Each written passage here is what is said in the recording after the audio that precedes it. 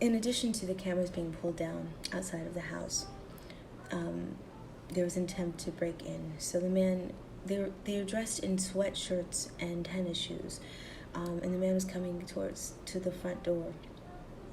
And in the video footage that I have, he's carrying a pair of dress shoes that look like shoes that my ex-husband wore to work every day.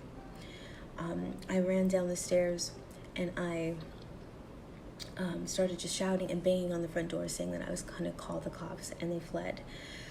I gave the footage to the cops. I have the footage. It's actually out on YouTube for you to watch. But on top of that, there were just other forms of harassment.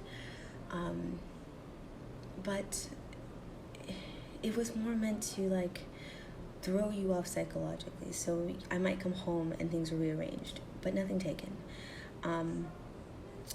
And if these things keep happening, you can't, report that. But it does throw you off and you feel violated.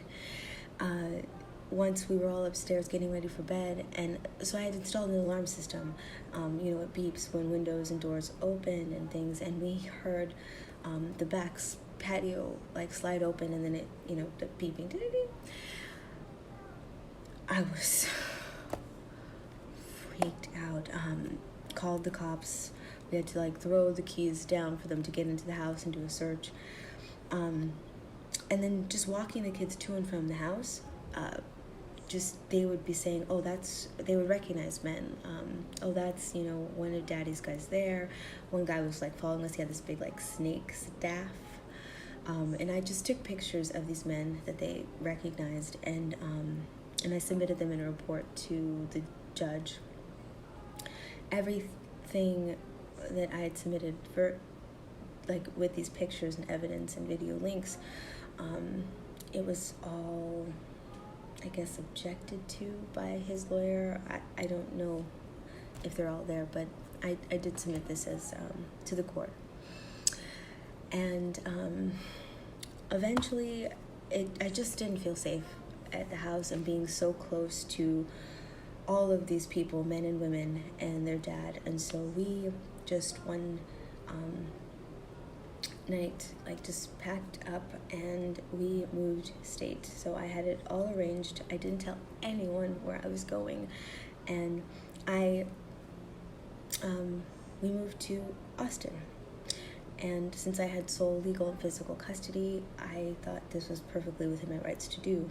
And I took that paperwork and enrolled them in school, and we lived there for 11 months. Austin was a wonderful town.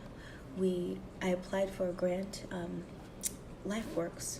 It was for families, just to learn how to live healthily. It's therapy. So they gave us sessions every week, individually and all together as a family, because we were displaced and because of the horrific situation we had just come out of. So we had LifeWorks. They were enrolled in Kung Fu. Their school was incredible. Now, coming from Southern California, we pay for rent here. Taking that amount of money and applying it in Texas, we lived on an estate, on an acre in deer country. It was just lovely in every way and for our healing. And that was one of the places where we were happiest. Texans are incredibly, just friendly. We were the only black family in our neighborhood, but they embraced us.